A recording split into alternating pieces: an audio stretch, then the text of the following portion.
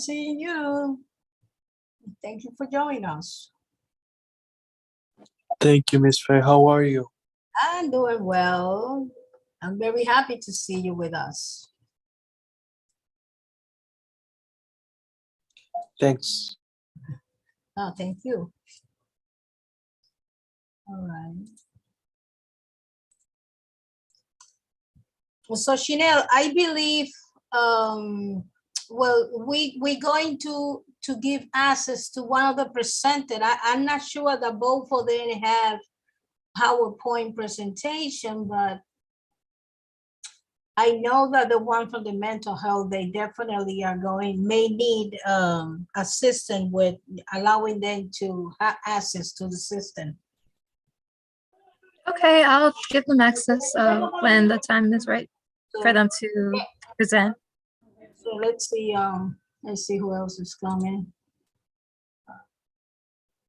Hey, we have Matthew. Okay. Hello, good evening, everyone. Good evening. How you doing? Thank you, Matthew. I'm doing well, and yourself? All right. Thank you.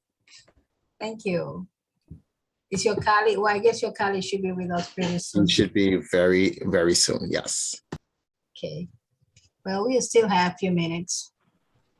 Hey, Maria. Hello. How you doing? How Juana is doing? It's okay. Good. So what's happening tonight? We're having a party?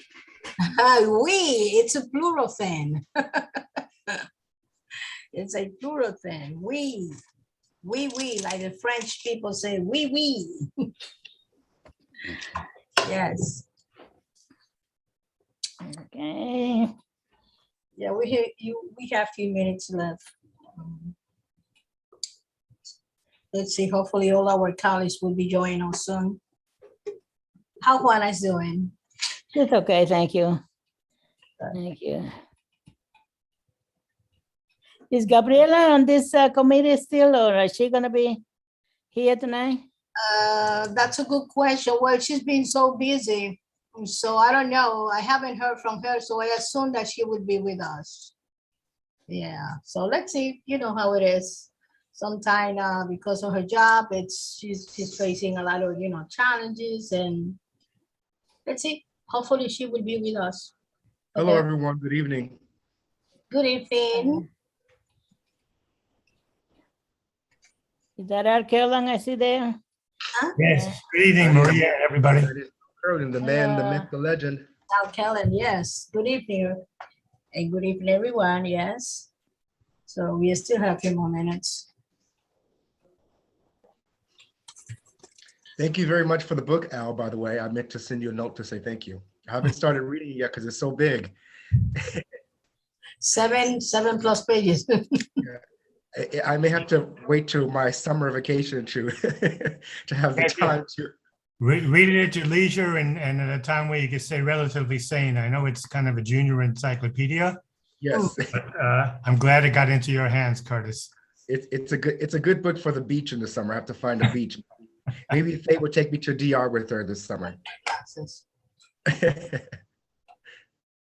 You hear me, Faye? Maybe you take me to DR with you this summer, and I can read it on the beach in Dominican Republic. Well, that's very possible. By the way, have you ever been in Dominican Republic? Never. I have to go. My friends don't invite me. Yeah, you have to go. What I don't know is if you are going to be able to come back. I know. With everything going on, maybe I'll move there. Maybe Maria will take me for a vacation.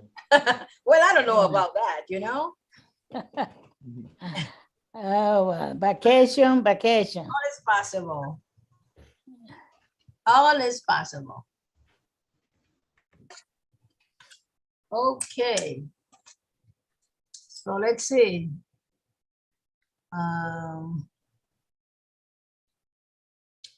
Well, we have 2 more minutes.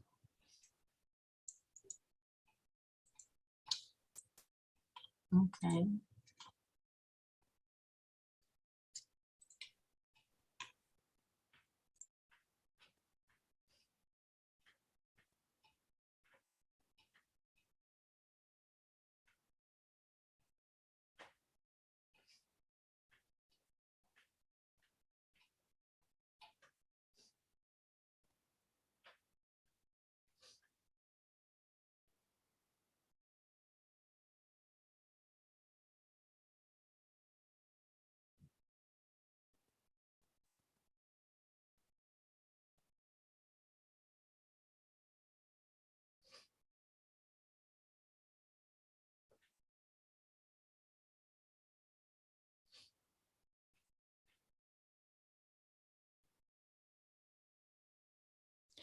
is there's a concert tonight at the United Palace? Corte, did you know anything about it?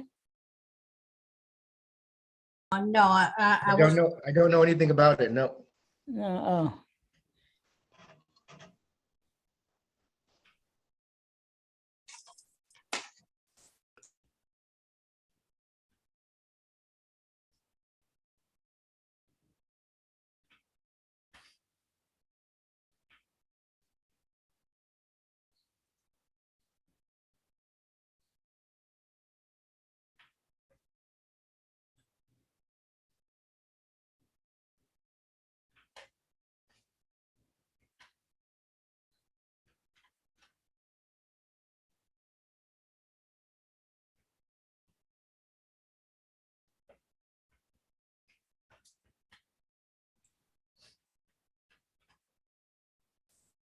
Good evening. Hi.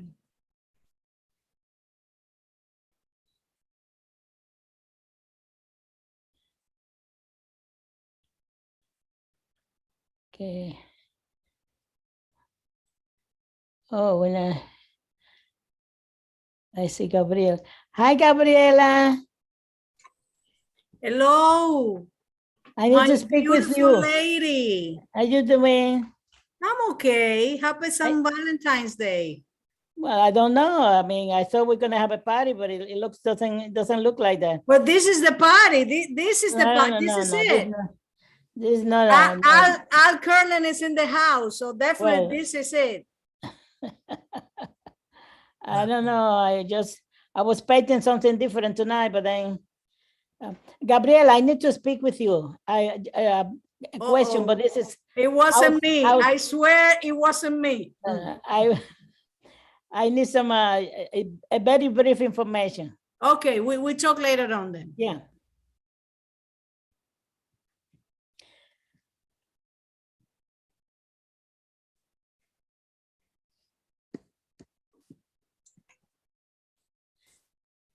Someone sent me a video of in Santiago tenemos el carnaval los domingos, and they sent me and it's like right around where where I was grow up and I live when I go there, and I got so crazy last night watching that thing. they send you my video, God. that's what they send you, a video? Huh? Yeah, they sent me a video. They always do that. One of my neighbors from there. Nice, okay. Well, maybe you want to share it in Facebook. No. I can, but I'm not on Facebook, but Instagram or something like that, maybe we can see it. You want to share that with us? I mean, you want to share that video tonight with us? No, TikTok. Put it on TikTok. Okay. Oh, Curtis, I Hello. see you. Yeah, I'm sorry my Oh. video was not on. Yeah, okay. All right. So I think that although we don't have all members, but let's see, do we have quorum? Let's see, we have Curtis, Maria, 2, Stratia, 3.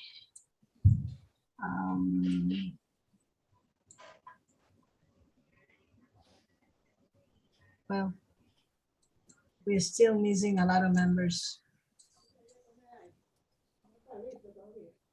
Let me text few of them to see who's going to come. Well, I'm gonna steal 2 minutes more to give members some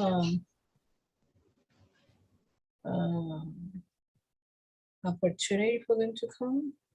Let's see.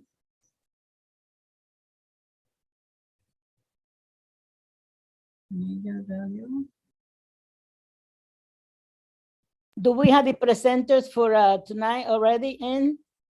Yes, we do. So maybe we shouldn't let them wait too long. No, How many people we have? 11 people so far? No, I mean for the members.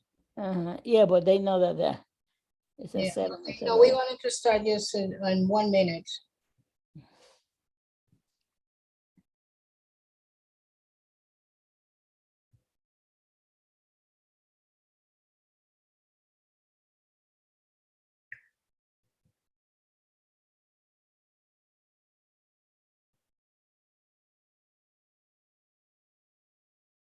All right. So I just sent them a text. So let's proceed. Let's proceed with the meeting. So yes, just for the record. Good evening. Yes. Meeting called to order. It's 7:04. Good evening, everyone. My name is Faye Florimon, Chair of the Youth and Education Committee. Thank you all for joining us this evening. This is our meeting number 2 for this year. And today for the record is February 14, 2022. And again, I want to welcome and thank you, all of you. First of all, I just want to say happy Valentine's Day. So the day of the friendship, love in general, and so forth. So, and after saying that, wishing everyone a happy Valentine's Day, I would like to call my all members. I would like to, for the record, so they can identify themselves. So member, please, just say your name for the record. Hello, my name is Curtis Young, CB12 Youth and Education Committee and Board Secretary. Thank you. I'm Maria Luna, Community Board Member, also member of this Youth and Services Committee. Thank you. Good evening, everybody. This is Gabriela Estrella. I'm part of the committee, and thank you so much for joining us. Thank you, Gabriela. Anybody else? Members? Yeah. Hi, this is Michelle Lee. I'm also a member of the Youth and Education Committee. Thank you. Who else? Sorry, this is my, okay, so I don't think we don't have any other members. I guess that they will, So Luis, would you identify yourself, please?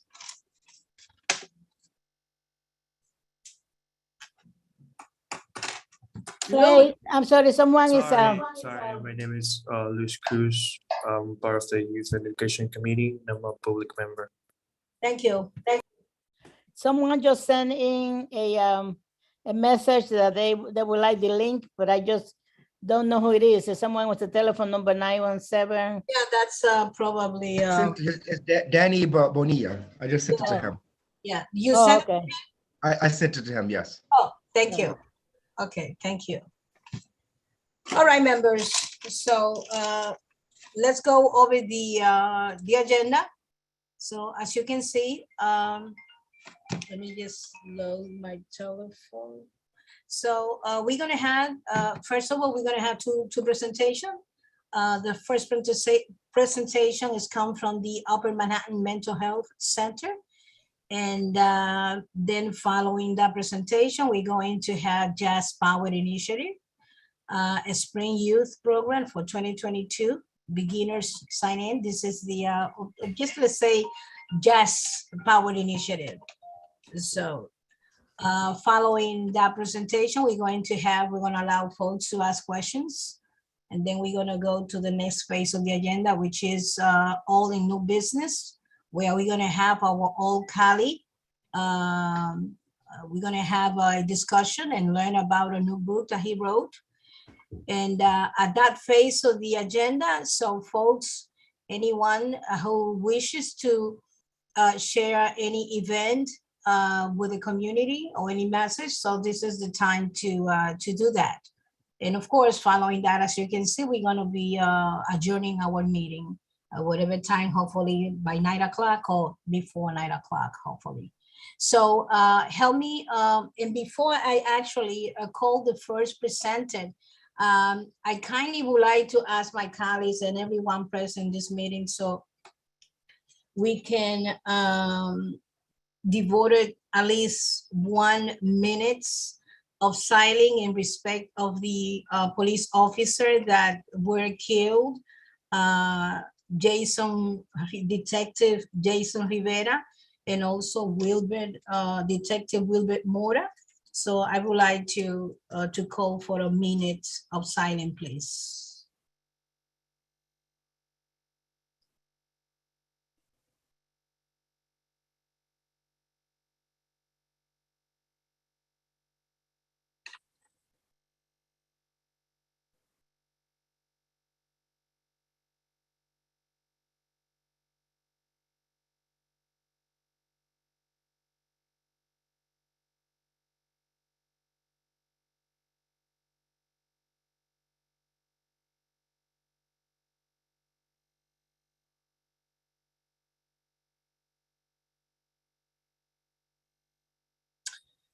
Yes, thank you. Thank you very much. So now with your assistant, I'm asking to, I would like to introduce our first presenter, which is Constance Marovirus, who is, I hope I'm pronouncing her last name well, Marovirus. Mavrovitis. Say it again, please. Mavrovitis. Marovitis. All right. Marovitis. Okay, thank you. So she is the educational director of the Upper Manhattan Mental Health, and her colleague, who is also accompanying her, Mr. Matthew, I believe last name is pronounced Uga, and Yes. and thank you. And he is the supervisor of the mental health of the mental health services at the same organization or agency, the Upper Manhattan Mental Health Center.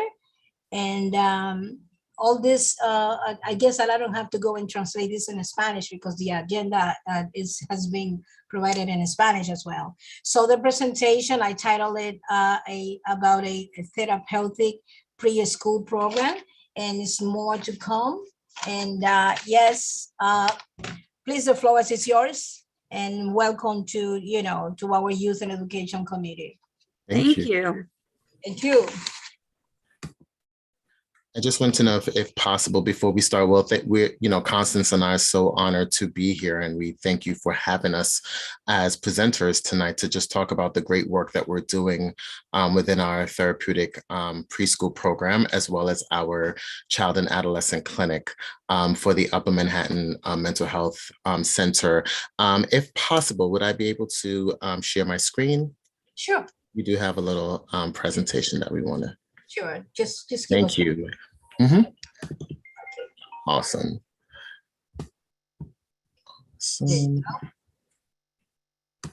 Okay, great. Can everyone see it? Yes. Thank you, Chanel. Yes. Welcome. Okay. Yes. Great. So yes, as mentioned before, we are from the Emma Bowen Community Service Center, which is also formerly known as the Upper Manhattan Mental Health Center. Definitely, if you have any questions, we ask that you save your questions for towards the end of our presentation, and we'll be more than gladly to answer any questions you have. So we're going to jump right into it. Our mission statement is to enable individuals and families, regardless of age, to effectively and productively meet the many challenges within today's scope of problems of living by providing comprehensive community services in a caring environment.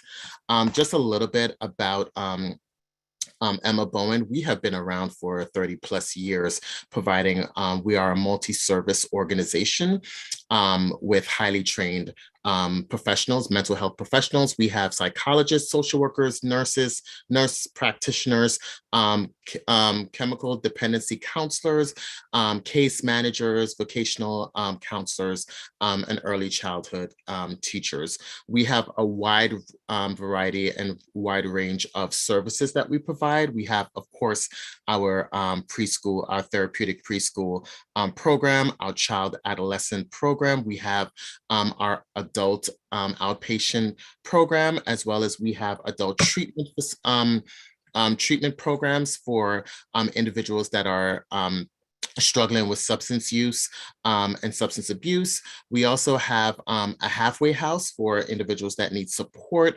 We also have a food pantry that we supplied food Monday through Thursday, I believe, throughout the entire day. And we do service not only the Upper Harlem community, but we've had other neighboring clients from neighboring neighborhoods, and Constance is going to talk a little bit about that later on.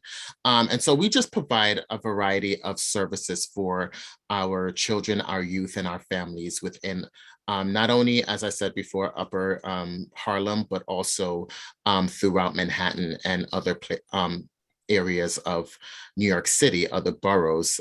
So we're going to jump right into our therapeutic program, which is why we're here. One of the programs that we wanted to present to you tonight. So our therapeutic preschool, which we call TPS, works with children ages 3 to 5, and they are struggling with developmental and emotional challenges right now, behavioral difficulties, language delays, and our setting is small class setting. So the largest classroom that we have at the moment is a 12 children, 1 teacher, 2 assistant room. We also have a 6 children, 1 teacher, 2 assistants for those who are the most challenged. And we are waiting for approval now. We have another classroom, which we are moving into the 812 division, so that we have something to bridge those 2 other classrooms with. So we have, we are one of the 4 programs in the city of New York that works with African-American, Black, and Latino preschoolers with mental health issues, plus the developmental delays and autism and emotional trauma. Primarily, most of our children do have autism, and many suffer from emotional trauma. So we offer the following services for our students: physical therapy, occupational therapy, speech therapy, counseling, parent training and support, plus bus service. We have that the mental health component. So mental health services are provided to each one of our children, not necessarily counseling. Counseling is usually with a social worker if counseling is put on a child's individual education plan, but we actually provide mental health services for each child and their families. We pride ourselves, one of the things we pride ourselves on is having a team of mental health providers, especially our interns, not only social work interns, but we have mental health counseling interns as well that actually come in and support every single one of our children. So we pride ourselves on having a mental health team that actually works with every single child, as Constance said. So as you can see, what our primary goal is to help the children overcome their challenges and prevent the need for additional restrictive levels of educational support. Our goal is always to get them to the least restrictive type of setting as they move on from us, which would be kindergarten. So many students, especially in the 12th classroom, will go on to a regular classroom or an integrated type classroom, which is a special and non-special education classroom. It's a little more mainstream. Not all of our children will be able to make it that far, but the goal is to get them to reach their greatest potential. We are a year-round program, so in addition to the school year, we do a 6-week summer program, and our hours are 9 to 2. Kids receive meals, breakfast, lunch, and they get a snack as well. And then we have some special activities, in-class activities, field trips, and special events throughout the year. Very good. One of the beautiful things that we talk about, even with TPS and about Emma Bowen, is that there's a continuity of service. And so TPS really supports our younger children and getting them to the point where they need to function and be successful in their society. One of the things that we also have along with the TPS as we think about children, youth, and families is our child and adolescent clinic that actually provides therapeutic psychotherapy to young people, children and youth within the ages of 5 years old. We start from 5 years old and we go all the way up to age 18. And so we provide individual therapy. We also provide, we have opportunities for groups where if we feel as though there is a need for a specific topic to be had or additional support for a certain group of identified young people, then we do offer group opportunities, group therapy for those particular clients. We are open literally Monday through Friday from the hours of 9 a.m. to 8 p.m. and 9 a.m. to 5 p.m. on Saturdays. And we do offer remote services to all of our families, our clients that we provide services to. And as we talk about ethnicity, we have, you know, clients from all flies of life, you know, as steps of life, so as we talk about different cultures, different family structures, coming from different neighborhoods. We also have, and one of the things that we're trying to start up yet again is our music therapy sessions.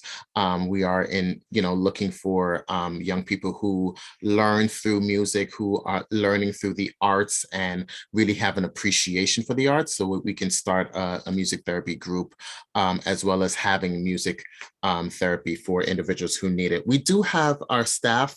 We do have licensed social workers, LMSWs, LCSWs. We do have also licensed mental health counselors that do provide psychotherapy to the clients. We also have a wide range of psychiatrists and psychologists that works with our clinical team, as well as nurse practitioners. And these are just some key players within the TPS and our CHAD. If you hear me say CHAD, that means our Child and Adolescent Clinic. These are just the key players, key staff who, if you need to get in contact regarding any referrals, regarding who you need to reach out to get information about our particular programs, these are the individuals that you would reach out to. Okay.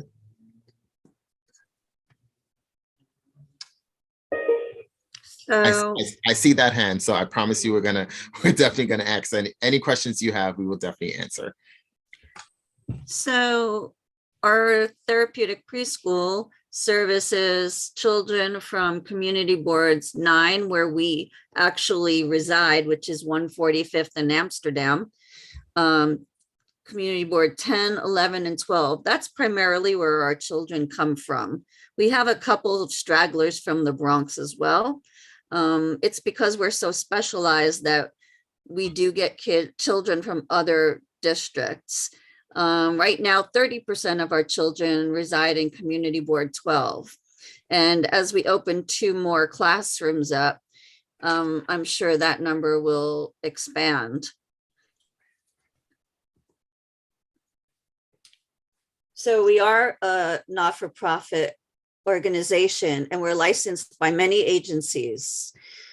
The Department of Health and Mental Hygiene, Office of Mental Health, Office of Addiction Services and Supports, and the Department of Education. So we do a lot of paperwork throughout the year because every one of them needs licensing. Absolutely. Absolutely. Yes. Okay. And this is the end. If there are any questions. All right, let me just thank you. That was a very brief presentation, but very, concrete and very rich. And it's very interesting information, and I'm sure we all have tons of questions. So beginning, with myself, that I am very curious and about, but I would be the last person asking questions. So So I just wanted to just reminded my, every participant that the way in which we handle our questions, committee members ask question first, and then we turn the question to the general public and all the general, participants. So let me start with my colleagues. So we have Bonilla. Danielle, would you identify yourself, please, first, and then ask your question? And thank you for joining us. Hi, hopefully you guys can hear me. Mm-hmm. Yeah, sorry for the tardiness, but my name is Daniel Bonilla, Community Board 12. My question is, are you guys expanding outside of Manhattan? I know people that have kids with like autism and stuff like that, and I see that you guys just service 3 districts. So I'm trying to see if you guys are expanding in other places. I know you guys have kids from the Bronx as well too, but how far in the Bronx are they? Well, they can be from anywhere, actually, because we're so specialized. They come from many areas of the Bronx, including Throgs Neck, North Bronx, near the stadium. It's whoever the administrator, whenever the administrator recommends a family, everybody's more than welcome. So we're expanding within our own program. And once that happens, if we find there's a need for us to move further, then we may expand further into other boroughs. But at this time, other boroughs come to us. Cool. Thank you very much. And a very interesting Thank you. presentation. Thank you. Thank you so much. Okay, so the next question is, I think it's Maria. Yeah, Maria Luna. Oh, thank you. Yes. All of you are going to be surprised, but I think of this group, I knew Emma Boland. Did you? Yes. Nice. Al Kellan, Emma was part of the Al Bloomberg and Rosa Bloomberg group. Many years ago, we used to meet when they were building that particular site.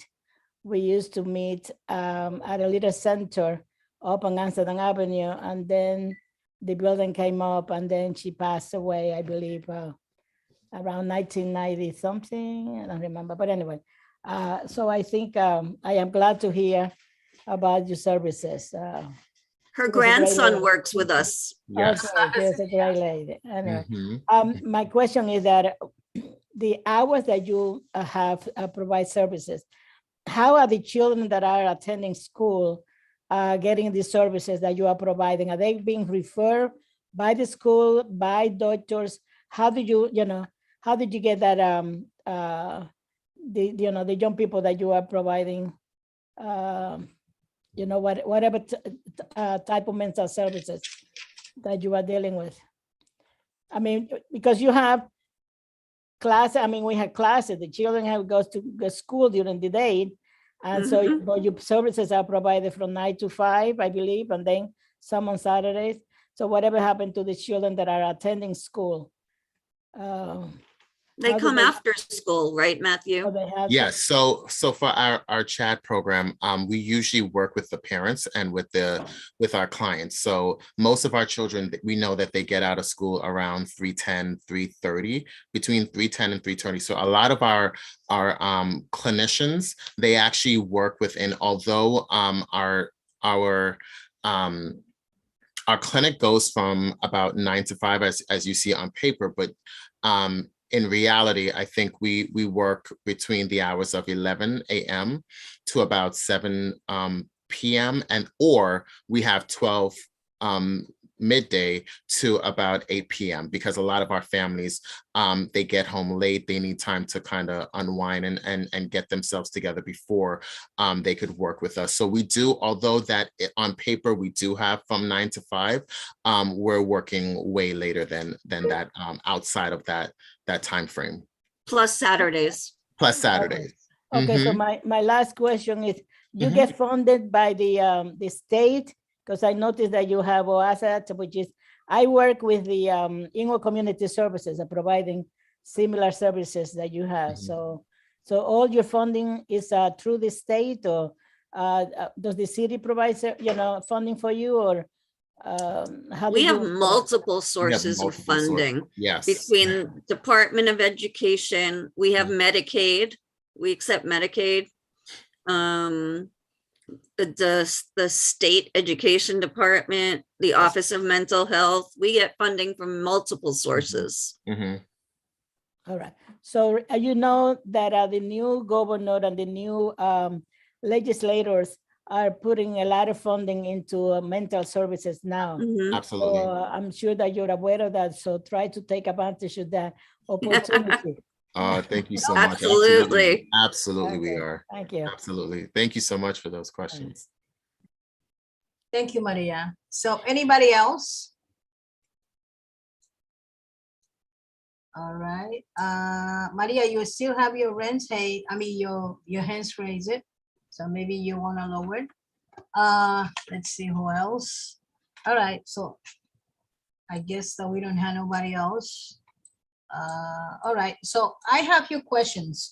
So understanding the challenges that we've been facing with the COVID, you know, basically give a whole new twist to every activity or affected every agency in many aspects, all kind of business, as we all know. So the question that I have, what is probably the biggest challenge that you are, or challenges, if it's more than one, that you are facing as a result of that COVID in terms of providing services? Or many other challenges that you may wanted to share that you think that maybe the board can help you with? We have, I mean, I can start with my program. I know that you guys have, I mean, the child and adult program, I mean, adolescent program, most of their clients won't come in person. Right. Which is why they're doing a lot of therapies online. They're very nervous about coming out and being in a place with other people. I know for us at the preschool level, our biggest challenge is the children. Well, first of all, our children are not all able to wear masks. It's difficult for the children that are, especially those on the more severe end of the spectrum, to wear their masks during the day. But the teachers wear their masks all day. And so we don't know what families do during the week. So we have had the problem of children coming in with a little bit of sickness. We call up to say, you need to take them home and bring them back when they're not sick. And then turns out the child has COVID. So we've had a number of children with COVID, a number of families with COVID. The children gave the teachers COVID. So we've had rolling shutdowns and had to do remote services for that. But our students are not, remote services don't lend themselves to many of our students who have no language, who can't sit in front of anything for more than a minute or two. So it's been very challenging. And I think another thing is just, you know, with every day there are changing protocols and procedures when it comes to COVID, and just ensuring that we have all systems and structures in place to ensure that everyone is safe. I know Constance has done such an amazing job with her team ensuring that protocols are put in place, but of course, changing guidelines every single day. It seems as though it's every day. I think that sometimes can pose an issue too, but we are doing our very best given, you know, those particular ongoing policy changes to ensure that we have something concrete in place to ensure the safety of our children. Okay, well, I'm not surprised that, you know, those statements that you had shared, because that I suspect definitely that, you know, the insecurity and the instability, meaning that, you know, all the rules are changing like in the daily basis, so the next minute and so forth. Definitely that is right. We also have the problem that it has caused severe mental health issues with our families. It was very difficult when it's really difficult when some of the kids have to remain in the house. Sometimes it's not always that safe for the child to have to remain in the house all day. Go ahead. No, not you. Go ahead. I'm sorry. Go ahead, please. No, it's just, I mean, we can keep them as safe as possible in school, but once they go home, we don't have any control over that part. Right. And some of our parents are suffering from mental health issues, which we do have our mental health workers who do communicate with them almost daily to check in on them, to make sure that things are going well, and then ask them We did a needs assessment. We're asking them, what do you need? What do you need from us? What can we help you to do to make things easier for you? I mean, obviously there are certain things we cannot do, but to the extent we can, we offer. Well, and this is just to think for 1 second that, let's say that you speak to a client only once a day, or as a result that they call you because they're facing anxiety or whatever. So that phone call on that particular day makes a difference probably for an hour or a few minutes. But Absolutely. You imagine the scenario after, the next day or even the following night or whatever. So I can really, I can have an idea exactly the hardship that many families definitely, facing. So my next question is to, I think I understood that you say that you're working with community board 12, of course, as us, 9, 10, and did you say 11 as well? Yes, I mean, we have students from all those areas. Mm-hmm. Okay, and I heard, of course, that you also you're willing to, or your door, it's open to citywide, let's say, because if you have folks coming from the Bronx and anyone wants to come from, let's say, Queens, I don't know, for whatever reason, I guess that, it's you will work with them as well. We would. It doesn't usually happen because it's such a far commute. So most administrators won't recommend something so far away unless it's absolutely necessary. Yes. But when the service is good, the distance is not really matter. And if we have folks coming, from the Bronx, I won't be surprised that, in the near future, I don't know, you will have people from everywhere. But the good thing is that you are willing to work with anyone that, that knock your door and say that they want to be served, Absolutely. Absolutely. That's what I'm trying to arrive, yes. So what is the number that you are working, the number of a student that, like an average number that you can tell us, or approximately, that you have right now, that you are working with, approximately? Well, we have 3 classrooms right now. It's going to be 4 classrooms within the next month or so. So only 2 classrooms are open right now, which is 18 children. We're going to have 2 more classes of 8 to add another 16 children. We had a class of 12 that we didn't open because that is not what is needed right now. So we're trying to adapt to the needs of our local community. So district 6 and 5 are in the Board of Ed are extremely,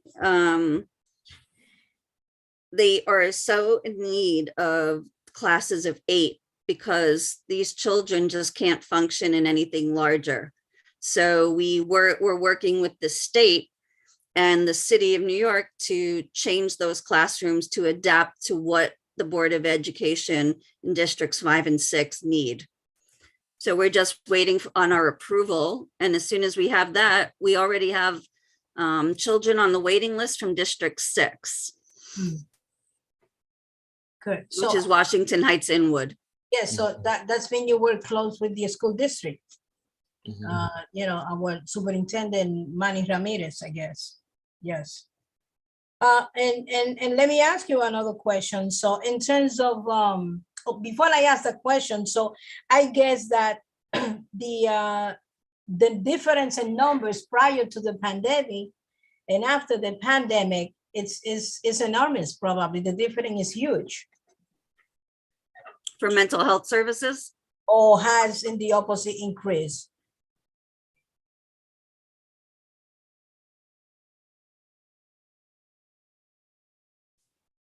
I would assume the mental health is skyrocketed. I mean, look at the number of emergency room visits for suicide risk, especially among young women. Do you want to address that, Matthew?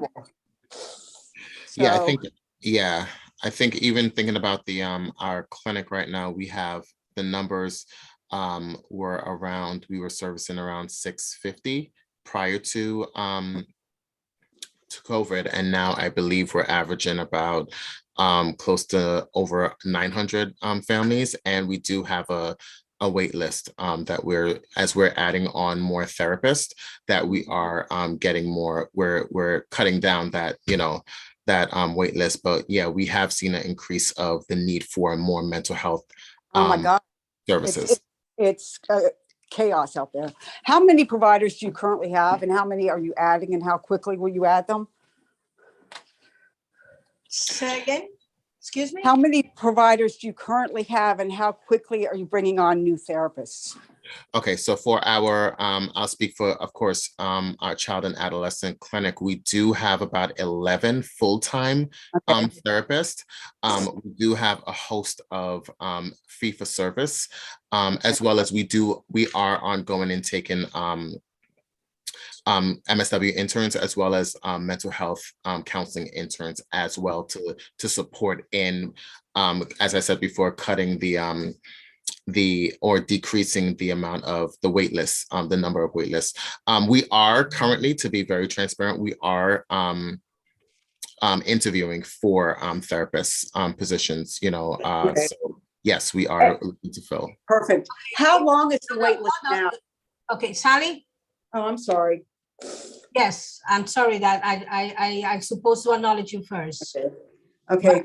I let you go with the next question. Okay, I have a couple more questions. How long is the wait list currently? Oh, and I'm Sally Fisher. I'm a member of Community Board 12, and I'm on Environment Committee. Nice to meet you. Nice to meet you. Well, you said a number of things that are resonating with me, like when you said in terms of remote, when they go remote. I've actually worked with a number of teachers, and when we were fully remote, I went on Zooms with some of their classes. And it's unbelievable what's going on in the background. I mean, these kids can't sit still. Then there are people like cruising through the area. I mean, the language access issue is important. I think, as Faye has emphasized in other meetings, also the digital access.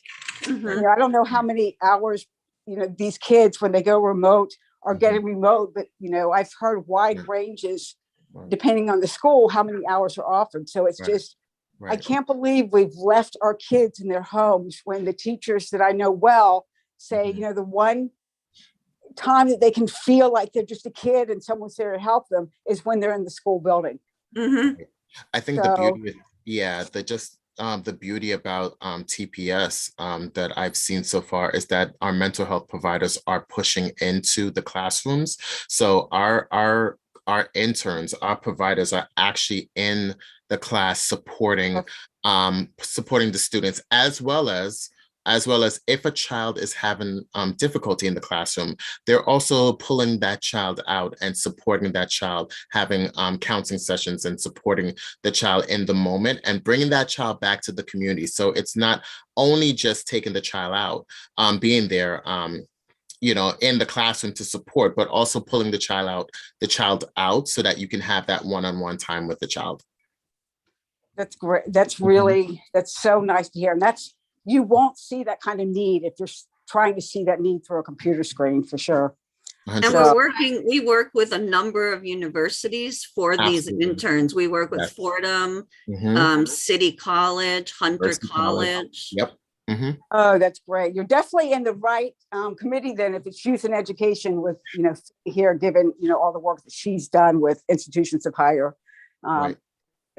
So no, I really just worry. I walk, I see these kids on the street and I'm thinking, oh, what is your life like?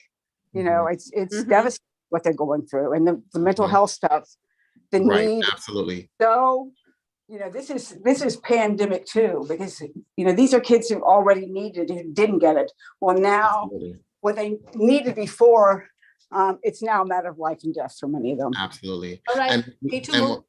Go ahead. Go ahead, no, finish your thought, please. No, I was just gonna say the beauty about it also is we're not only working with our children, our students in our program, but we're also working with the families. When you think about just the work that you're doing with our students, you're really thinking about the family structure as well, because you know, the presenting problem most likely is going to trickle down to our students, and they're going to come to school with it, right? And so the beauty about those daily calls that Constance was talking about is you also get to touch not only the lives of our students, but the lives of their parents, their family, their guardians, their caretakers, and their sisters and brothers, because Absolutely. we're dealing with a lot of kids, and you know, one of the Absolutely. things with mental health is Yes. it takes a lot of time to focus on that child, especially when you got, you know, two other ones that are like, you know, having their own issues. 100%. So 100%. yeah, I'm glad that you're helping the families. Thank you. All right, thank you, Sally. Thank you, Faye. Sorry to interrupt. It's all right, no problem. Yes, so I would like to continue with my question, and I have, I think, only one more. And it's basically, if you can possibly elaborate on how you do recruitment, that would be, you know, very helpful, because that response actually can help us in the event that, you know, or may say the purpose for you to appearing, you know, in this meeting or with in front of our committee. So please share with us exactly what is the process on your recruitment for the students or families, you know, provide the services, and how we can possibly, you know, help you. So for students are recommended to us from the local school district, from District 6, which is Inwood and Washington Heights, and District 5, which is where our school actually sits on the border of District 5, which is Harlem. That's where those come from. What we are planning on for later this year is we are requesting from the state to open an evaluation site so that we can evaluate preschoolers from the general Harlem area to see whether or not they need the services. Because there's a shortage of evaluators also in Manhattan, and there's a long timeline for waiting to get evaluated as a preschooler. So we are going to be applying for that from the state to provide that service as well, which will also funnel children our way. But we have already contacted most of the daycares in Districts 5 and 6, and we've sent them flyers about the services we provide. And I've heard from many directors back that they are very interested because they have children that fit the bill of what we serve. So we're doing a lot of outreach just to let people know that we're there. We're trying to conform to what the area needs. And recruiting wise, some of that is word of mouth for staff. Some of that is online through indeed.com, but we would rather take the word of somebody we know or have met when it comes to people to work with our students. So if you know somebody that's looking for a job, please send them our way. We would love to interview them.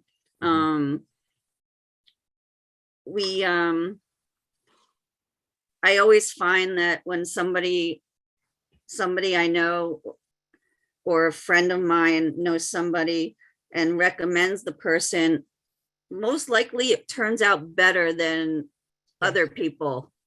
So we love to take referrals for that. And if somebody needs to know how to go about getting an evaluation and getting into a program, we're always more than happy to give out that information as well. I've offered to the daycare centers to do workshops for them. So all of them know that for all of Upper Manhattan. So, you know, we do a lot of word of mouth and we go do a lot of outreach. Wonderful. Do you go into the pre-K and the 3K programs? Sally. Well, I've contacted most of them so far, but I have not gone in there yet. Sally, you cannot jump into the meeting like that. You have to raise your hand and wait on your turn, please. I appreciate that. Okay, so finish your question, Charlie. Hello? I'm sorry, I did have my hand up. I just wanted to. Yeah, Sally, but let me tell you, Sally, I know, Sorry. I think somebody else also, let me see who else he has it, but you know, the thing is that she responding to something that I asked. You cannot jump into the meeting just like that. I appreciate if you just be patient a little bit, because I didn't conclude my thought because you jumped before. So have patience. I definitely make sure that your whatever question you have, it will be answered. Besides, you just finished asking her question. So we're talking about the recruitment because it's important for me to know personally, you know, how exactly at the end of this conversation, this committee can help them. And this is what I'm trying to arrive at. So if you have a little patience, I definitely, you know, I would appreciate, but I promise you that I will not disregard, you know, I understand that you have a question and I will come back to you. Thank you, Sally. So yes, can you want to finish your thought, Constant? I think I'm finished. I mean, I'm happy to give out phone numbers and anybody can call anytime. Yes. With referrals, or if they just need advice on what to do or how to go through and how to obtain services. We're always available for that kind of thing. Good. And I wanted to say, as a final thought, in my part, of course, that if there is any idea that you have in mind that you would like to convey to our Callies, in which way we can help you. So I would like to hear that. You already say one part that you would like for, you know, if we can recommend folks based on and you know, the needs of evaluators that you have, but you may have an idea also in other areas that you would like the board to help you. And I would, not only myself, but I believe my colleague as well may wanted to hear that. And that's what I'm asking you. Matthew? I think one of the things that I'm glad you said that. Yeah, families. One of the things that we're you know, Constance and I are currently talking about is having some type of community event where we can you know, service, you know, kind of figure out different solutions and come up with different health screenings, different services that for the families in our communities, neighboring communities, not only where we are, but specifically our neighboring communities, that we can provide services. We're not sure, we're in the preliminary stage right now, actually, of kind of just figuring out what we're looking for, what type of services we want. We are doing a needs assessment of our families. And so if this board, this body can definitely support in, number one, I think sharing that event once we do have a date, once we do have concrete information and we have some type of flyer, even sharing that amongst with your families, because we know you have influence, and also supporting, you know, maybe having a table, maybe actually being present at the event, and that would be amazing. It's definitely a way in which we can partner and network together, so that, you know, parents and families and stakeholders know that we are here and we're here to support them, not only in our specific community, but in neighboring societies as well. Wonderful. So we have that in mind, and by all means, just feel free to send me any information that you want the board to definitely share with the committee. We will it bless the entire community in our colleagues, and I will definitely be glad. Last very thing is, you also are willing to provide like presentation and a different let's say community agency or CBO. Absolutely. Absolutely. Yes, we will. Because that's important to know. Yes. Yes. All right. So I want to thank you for answering all the questions, but that's really very helpful in how exactly we're going to take all this information, on how do you call moving forward. So Kali, let me see, Sarah, not Sarah, Sally, please. I'm Yes. sorry that I have. Thank you. And I'm sorry that I It's jumped your in. turn last minute. now. Yes, it's okay. We just still learning. In following up on Faith's questions about recruitment, in terms of the types of positions and the qualifications, where do you currently, are there like 4 different positions, and for this you need this kind of degree or this kind of training? Is there a place that information is available so we sort of know who to direct your way? And then I had one question in terms of recruiting families.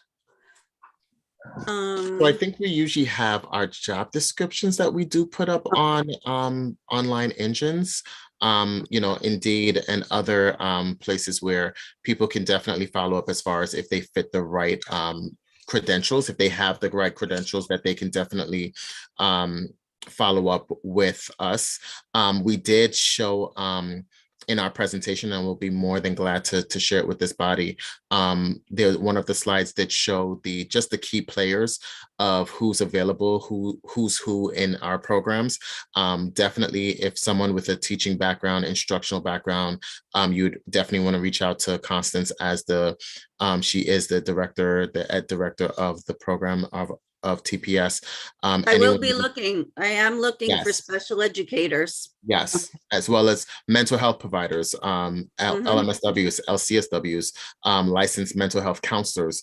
We are always looking. You can definitely reach out to me, whereas we're looking for people. Or if you have someone who is in school, an MSW intern, that you think would be a good fit for us, definitely pass them our way, and we'll definitely reach out to them. But if are the positions full-time and part-time, or just full-time? So mental health positions are full-time and part-time. Correct. Okay, good. And I'm actually looking for bilingual Spanish special educators right now. Great. And assistant teachers. Great.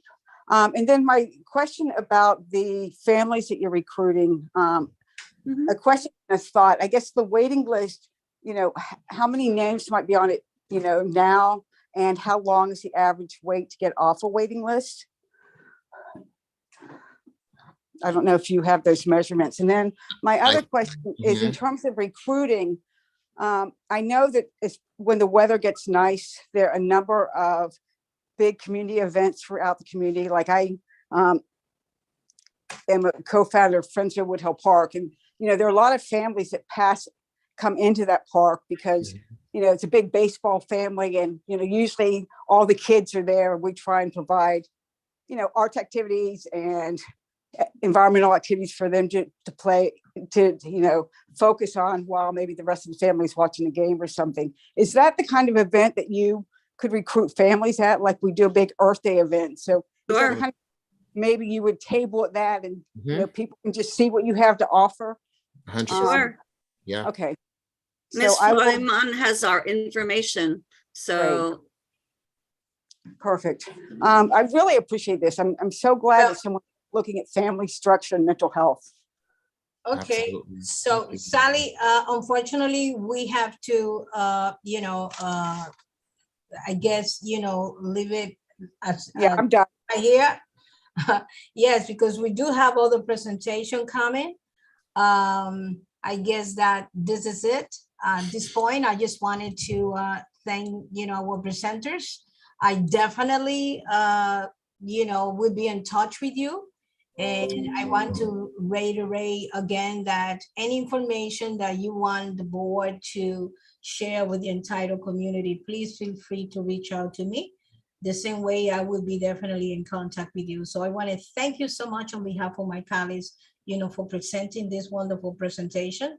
And I can tell you this, and this is nothing that you don't know, but in the field that you are right now is one of the most, if not the most wanted, service everywhere, because Yes, a lot yes. of people are really suffering, of mental issues. The emotions are so imbalanced, and you are like, the most wanted, service. So I want to thank you so much again. Thank you for Thank having you us. so We much. really Thank you. appreciate it. Yes. We'll be in It was a touch. pleasure to meet you all. Thank you, guys. Likewise. You can stick around if you want to, by the way, so you can get to know other folks, and perhaps any idea may, emerge of whatever you may hear. So just lend your your ears for a few more minutes if you have the time. Sure. And you can. So you never know, right? Right. Absolutely. Okay. Absolutely. Thanks again. So, okay, so now I would like to proceed with the next presentation. We have on board Arlene Rodriguez Martinez. She is the Youth Program Coordinator at the Jazz Power Initiative. And she will be, I believe she will be speaking about the Jazz Initiative Spring Program, Youth Program for 2022, which is, I think it's just beginning right in the spring. So Arlene, I want to thank you so much for joining us and for your patience, because I know you've been trying to join this committee for the past 2 months, but Yes. thank God it's today, Yes, right? yes. A great day, so happy Valentine's Day. Thank you. A lot of love then today. And yes, thank you for the invite and for sticking with me for that invite as well. Good evening, everybody. I'm very happy to be here. Super happy as well with everything I've heard so far. A quick thank you to Constant and Matthew for great work. As Faye has said, it's so needed. And our community has been so impacted as well. So every time I see people working on that, I have to say thank you. So thank you. I would like to then talk about our spring performance program. Could I also share my screen? I have a little presentation. Yeah, shall we give us a hand? Just give us 1 second. Okay. Yeah, Chanel. You should be able to now. Okay. Perfect. Thank you, Chanel. Thank you, Chanel. Okay, quick. Okay, so yes, my name is Arlene Rodriguez. I'm the Youth Program Coordinator for Jazz Power Initiative. And today I wanna talk about our spring performance workshop. Before that, a little bit about us. We are an Uptown Manhattan nonprofit organization founded in 2003, serving thousands of New Yorkers and visitors annually. Students, teachers, artists, and general audiences, ages as little as 8 to 80, trying to build a more creative and inclusive communities through jazz music, education, and performance. That we do it through our programs. Some of them I have highlighted here. We have our Intergenerational Jazz Jam, for which when it's open to public, I'm gonna try to send you all invitations to that. Please be on the lookout because it's very nice jam. We do it on the Harlem Museum. Now Saturdays, before it was every Sunday, but now one Saturday a month. So there we bring together singers, musicians, dancers, spoken word artists, and audiences of all ages to experience the power of jazz, community, and swing. We also do community concerts. Hopefully coming soon, another very good news about that in June. We present intergenerational concert around New York City and the metropolitan area. Also, the Jazz Power Youth Education. This is a holistic and multidisciplinary and multicultural approach to jazz education. Our programs looks to activate an inclusive atmosphere that fosters creativity, collaboration, and discipline. So our program is led by experienced teaching and performing artists, as well as award-winning performers. The program, as I said before, offers a multidisciplinary training and performance opportunities to New York City youth ages from 8 to 22 at no cost to families. Some of our youth programs include our after-school workshop at the United Palace and opportunities to perform at our monthly Intergenerational Jazz Power Jam series at the National Jazz Museum in Harlem and other community events. As you see here, our kids performing in a summer fest. So our spring performance workshop program for 2022 is coming up. We're super excited. This is a after school program, 12-week, no cost to families. As I said, multidisciplinary because we target voice, dance, and theater. So we have a holistic approach to jazz arts educations. This specific program is targeted ages from 10 to 17. So that will start on Thursday, March 24th at 4 p.m. at the United Palace. So here the youth will have a chance to train in a pedagogy that is rooted in our African-American roots. So they will learn jazz power tools such as improvisation, making a soulful sound, call and response, co-signing, syncopation, and swing. Before starting that program, though, they should attend to one of our open studio class where they can have a little bit of taste of what the program will be.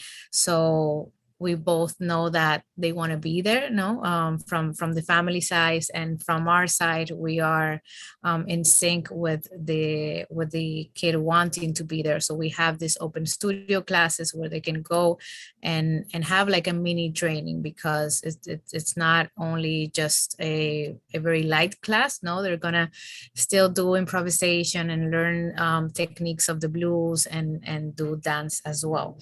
So those open studio classes are February 17th and March 10th at 4:30 at the United Palace. I wanted to showcase a little bit of an assembly that we did recently. This past Wednesday at Wheels Academy, we did an assembly for Black History Month. So there we had like a full band of jazz artists performing a selection of blues, jazz, and Latin jazz songs, highlighting monumental contributions by African and Latin American artists, including Louis Jordan, Bessie Smith, Duke Ellington, and Nina Simone.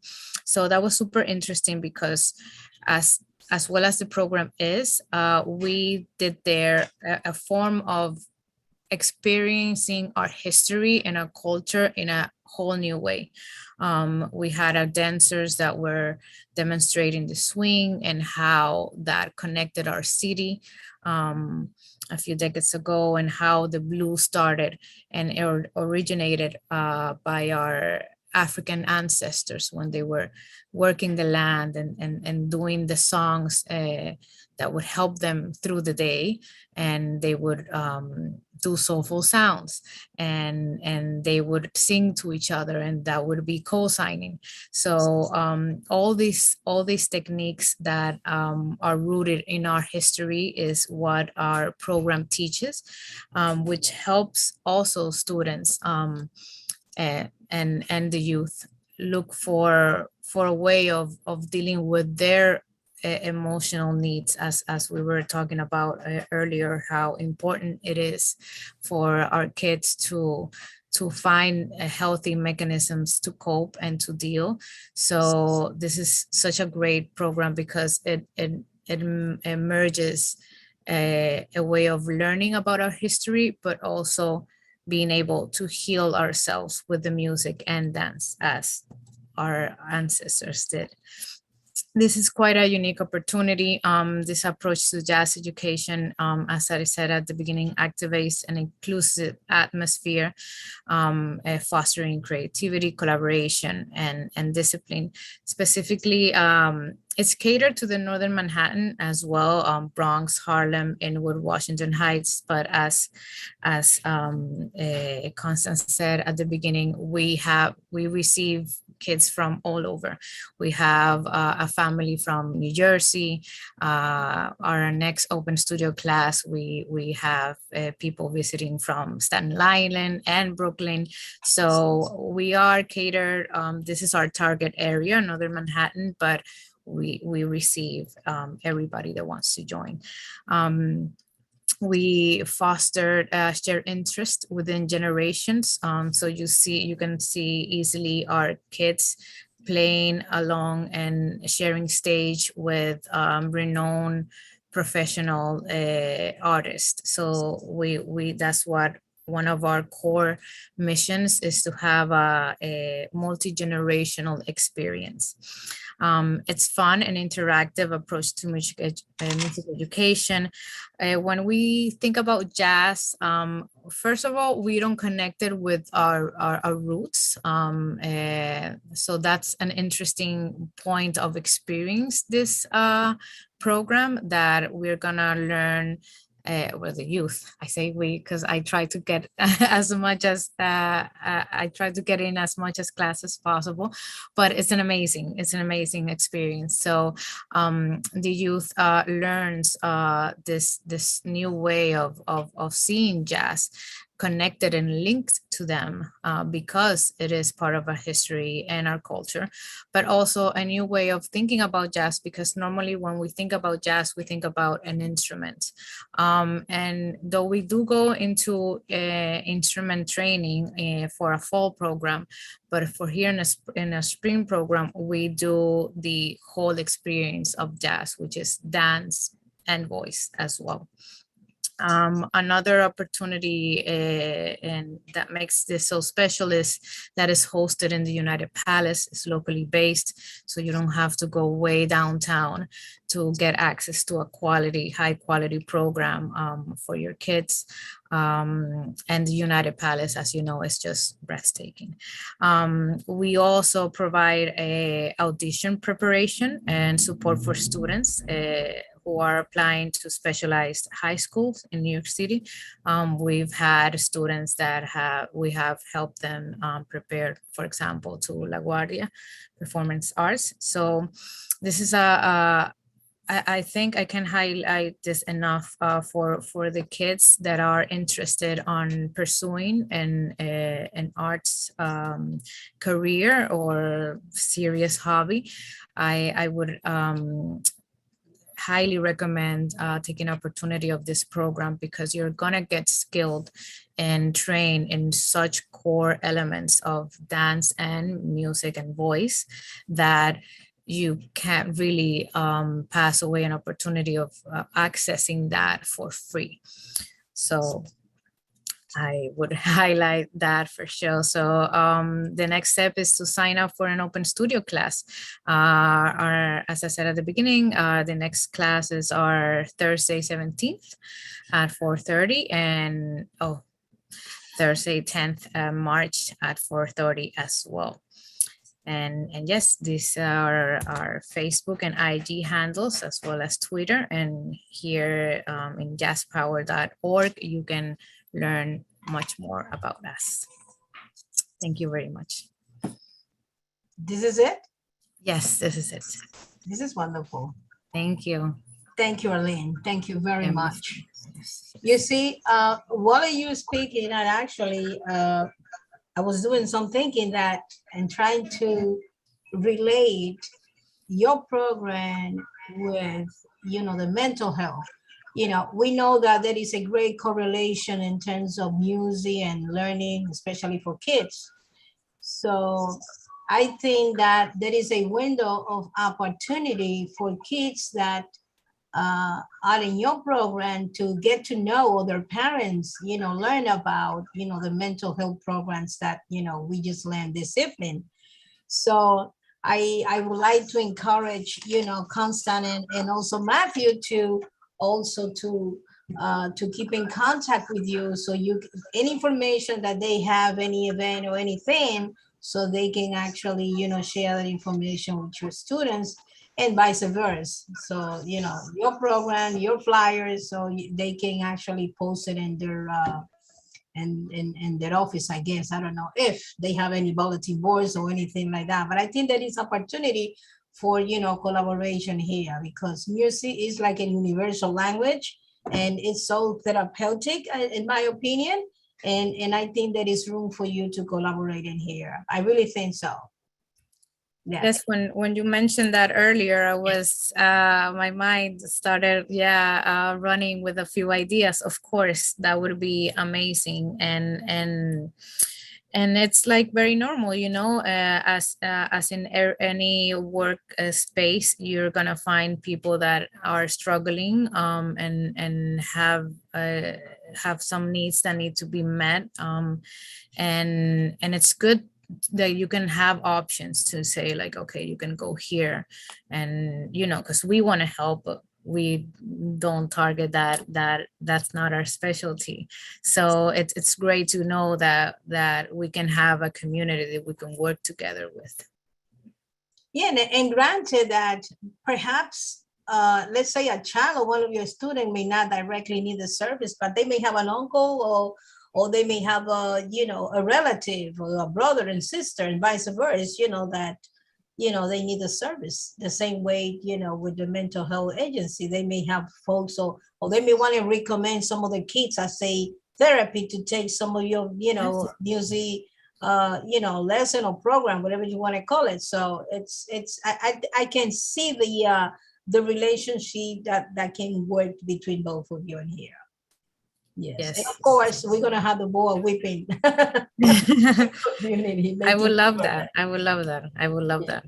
So, and as well as the community event, as Matthew said, that would be super interesting to have like a space where we can all come together and showcase this. All right. So I see, let's open up the floor for questions. Thanks again, Arlene. So we have Keris. Keris, please. Yes, thank you very much for this presentation. I am a huge supporter of the arts, particularly music and visual arts. I'm a saxophone player myself. So I really appreciated your presentation and sharing this resource. So my question is about the instrument. You said that you start off as a vocal training and dance, and there is a central instrumentation cohort that starts in the fall, perhaps. So if there's no cost to parents, if they're going to do the instrument, do they have to come with their own instrument? Do you require some sort of experience in a general basic level of instrumentation prior to them coming there? So how does that work? And I think that's my only question. Oh, and also the open studio, is that for a particular level? Are there multiple levels? Is there a way, are you differentiating a student's level? Are beginners, intermediate, advanced, or do you all mix them together? So those are my two questions. Thank you very much. Yes. Well, for none of our programs, we request experience. We do ask a general background information just for us to know if the kids have experience on any of them, but we do not require that for them to participate in our programs. The instruments, we start with the instrument of voice. What I wanted to say is that we didn't start with a physical instrument at the beginning, but yes, we do training in voice and dance in the spring. And for the kids that finish that program, that spring program, they can then go to the fall program where they're going to have private lessons in an instrument, in this case, piano and voice, and then group dance and theater lessons. So you do have to pass first through the spring program to then go to fall program, which is 8 weeks. Got it. Thank you very much. You're welcome. All right. Michelle, did you have any question, or Miriam, Maria? Well, I wasn't going to ask question, although I love music. I said to Curtis, Curtis is a saxophone player, so maybe he could hook up with this organization and maybe either teach them and spend some time with young people, teaching them about jazz. Now, the only thing is that I'm always interested in the funding for these programs, because we are depending on the funding, they get limitations on how many people they can provide services to, how many people can join the program. We need to expand access to to music and to anything, including the mental services that we were listening to prior to your presentation. So it is important for me to know who can, where do you get the money? Is those classes are for free totally, or just, there is a fee provided by the students and and you're talking about intergenerational, link, when we are talking about that, we're talking about very senior people, and we have a lot of talented seniors that have retired, that used to be good musicians, good piano, teacher and things like that. Do you hook up with some of those, maybe through the senior centers, getting ask them to see how many seniors that attend those centers could work with you to, to bridge that, or to have that link between the older people and the young people. But start with Curtis Young first. I mean, he can, he can do a nice saxophone, piece for you. For sure. Well, Curtis, I forgot to answer. It's for kids from 10 to 17. The spring program. It's out of the picture there. Yeah. No, it's okay. But we do have community jams. Those are right now very close. Eli Jamin, our managing and artistic director, is waiting for things to slow down with COVID and everything, to open it a bit more. But he does invite to our offices jammers of the community. So they jam there. I think it's Tuesday or Wednesdays at 5 or 7 of them in a room. So Curtis, I will be there. I want to come. Let's try and pass information so I can let him know for sure. Yes, we did. There are no costs for a program. So our open studios and our spring and fall are no cost with no fees as well. And yes, we did have a program for our seniors, but because of COVID, those had to stop, very sadly.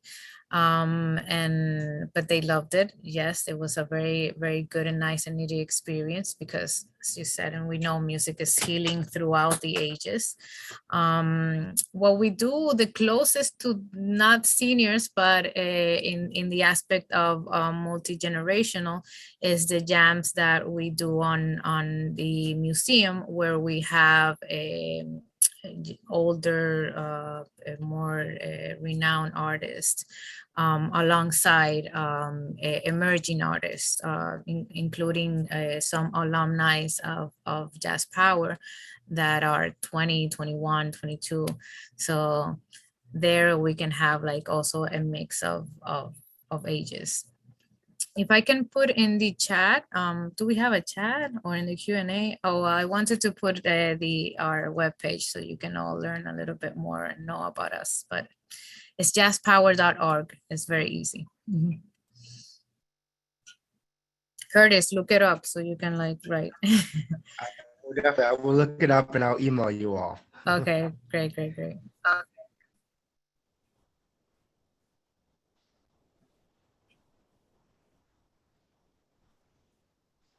I think you're muted. Okay. Sorry. I'm sorry. Thank you. Sally, do you have a question? Yes, I see your hands raised. Yes. Yeah, just a quick one.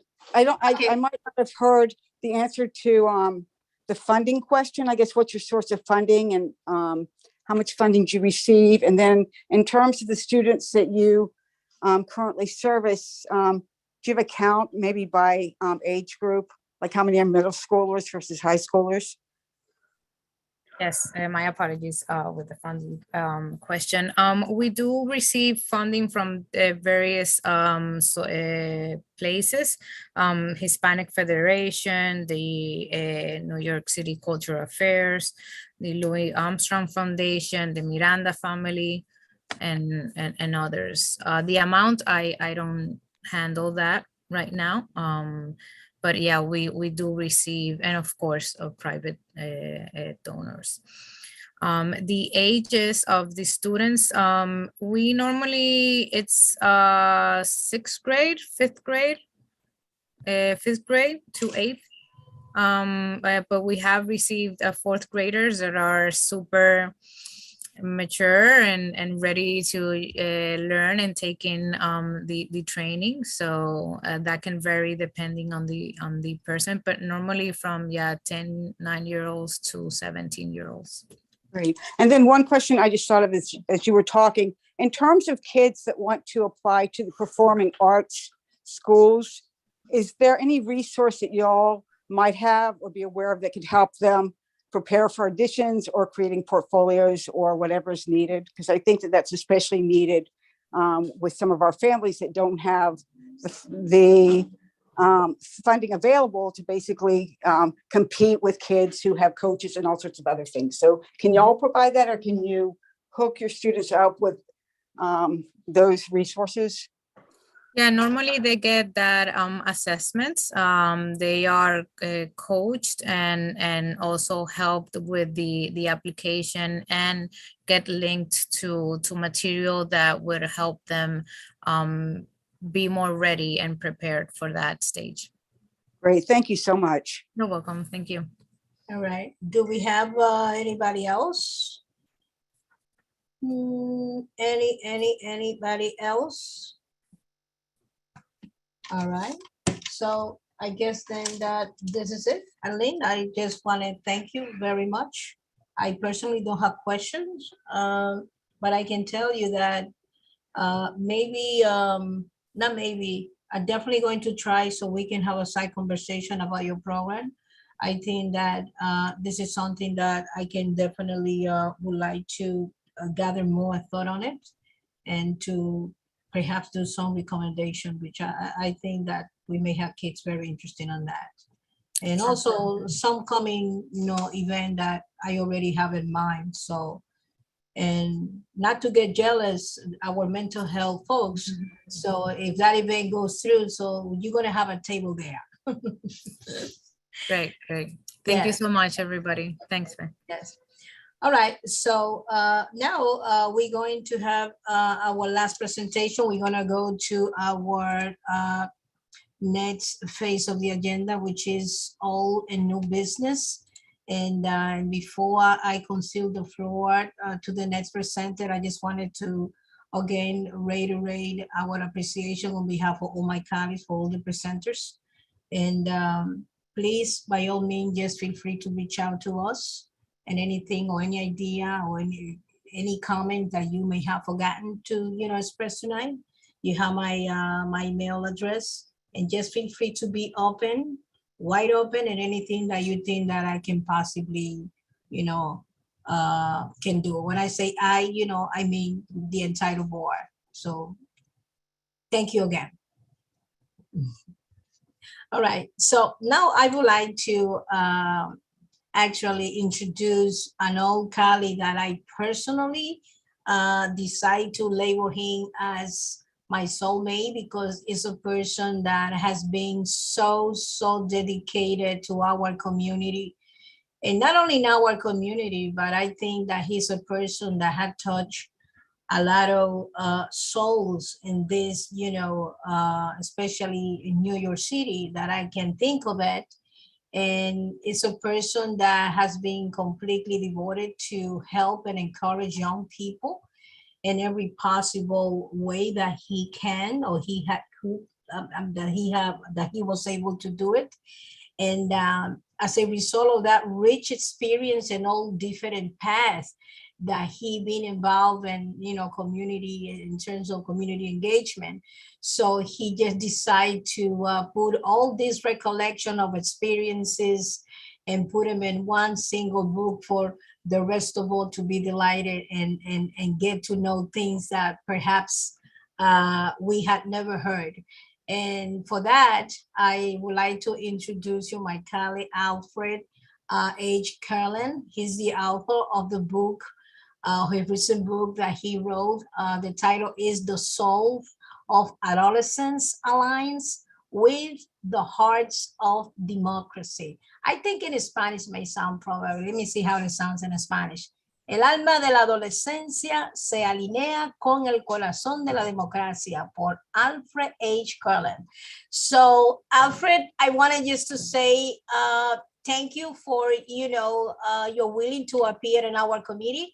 And just for the rest of you,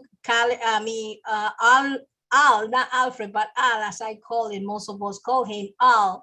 He's also a former community board. So Al, the floor is yours, and thank you so much again for joining us. Thank you. Okay, thank you so much, Faye. And as Faye was speaking to being soulmates, Faye has definitely been a soulmate of mine in this adventure, as has been Maria Luna, who was with me at the very beginning of my teen empowerment work in Washington Heights. Thank you. And as Faye was saying, the book, The Soul of Adolescence, Aligns with the Heart of Democracy, is basically an entanglement of two books in one. Okay, the first book is a memoir of my experiences that I've shared with teenagers and people I call co-mentors that have guided teens in the establishment of community service programs, but also in tackling civic engagement at a municipal level. This venture, as I call it, started just prior to Christmas of 1984 in a school, PS 128 on 169th Street in St. Nicholas, where I established an after-school program with the assistance of the Luna sisters and the Crenshaw family, specifically Richard and Gwen Crenshaw, and also their son, David Crenshaw. And I had little experience at that time of running direct programs that were on the streets in the neighborhood. I had 22 years of experience as a special education teacher and coordinator in a private school in Queens, but tackling this assignment was indeed a very, very steep learning curve, which I could not have mastered without the assistance of the Luna and Crenshaw families. And this initial program we called Southern Heights, and there was no price of admission. It's free to join the program, but the price of engagement was giving back to your community. And the primary people that gave back to the community were teenagers themselves. They helped in the homework help room. They helped as coaches in sport teams. And they also helped in projects seeking to improve beleaguered sites in the neighborhood that had been neglected by city agencies. So for instance, one project was in the sunken playground at 165th Street and Edgecombe Avenue, which was littered with crack vials, needles. It was a shooting gallery, at night, and a place of trepidation for families who were just looking for the simple right to have a space where they could recreate with their family and friends.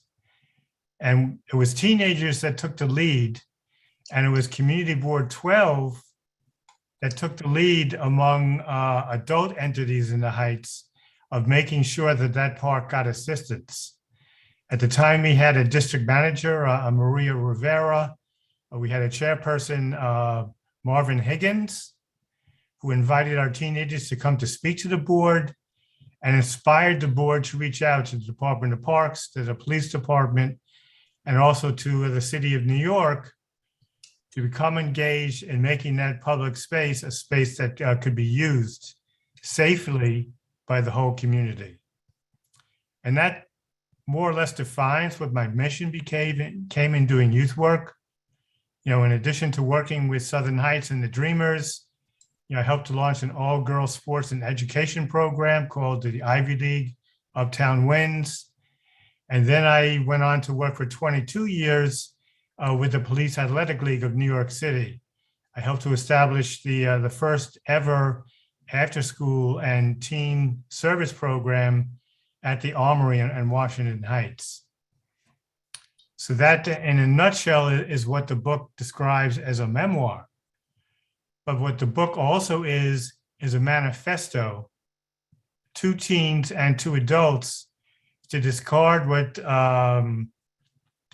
one of our former senators, Robert F. Kennedy, called discarding the old slogans and the useless ways of looking at young people as problems, and instead look to them as problem solvers that could help agencies, communities, and cities become better places to live. Mm. So I kind of took that charge, to heart, and made that central to my mission with all my youth programs over the course of 22 years. And indeed, youth took up the mantle, but they took up the mantle with adult, what I call co-mentors, people that had the inner adolescent alive, understood what it meant to be an orphan, cast out of the benefits of childhood, and excluded from the rights of adulthood, kind of in a purgatory. And also people that had their stories kind of poisoned and altered to make them look as a danger not only to themselves, but a danger to society, which some teens were. But the majority of teens that I worked with and Coach Dave worked with and leaders across the city came to learn, the majority of teenagers, when they were given the opportunity to work with empathetic adults, became leaders in transforming their own agencies and their communities, and indeed became leaders in changing the approach to what the city and the state took to incorporating teen vision into governance. And for this, I have especially to thank Faye Florimon. When it came time in 2007 to propose an initiative to lower the voting age of eligibility on community boards from the age of 18 to the age of 16. As much as people gave me credit for leading that charge, without having the assistance of people like Faye and people like Gabriela Estrella and others in the community who led the charge with teenagers in petitioning the state legislature and the city council and enrolling the support of pioneers in government like Gail Brewer as our borough president and Mark Levine as our local councilman to lobby and urge changes in law, which finally took place in 2014. So what some teenagers have proven to themselves, but also to board members, is given the chance to serve on boards, they too can become leaders in broadening the perspective of board members about what it is to be a teenager or a young person, navigating the classroom, navigating the streets, navigating the transition from learning the world of work and trying to get into college. So it took a partnership. I call it an intergenerational partnership of wisdom and idealism to be able to change things so young people really have a chance to succeed in our city. So that's basically what the book is. It's a manifesto and a memoir kind of documenting those type of experiences. And I'll give just one brief example at the very beginning and one with the passage of the law to get teens on board. In the beginning, when we were trying to transform that park, it was a 16-year-old from Liberia whose family had fled Liberia to escape extreme violence. And where did they wind up? At 165th Street and Edgecombe Avenue in the middle of a shooting war where we had 100 homicides a year in what was then the 34th precinct.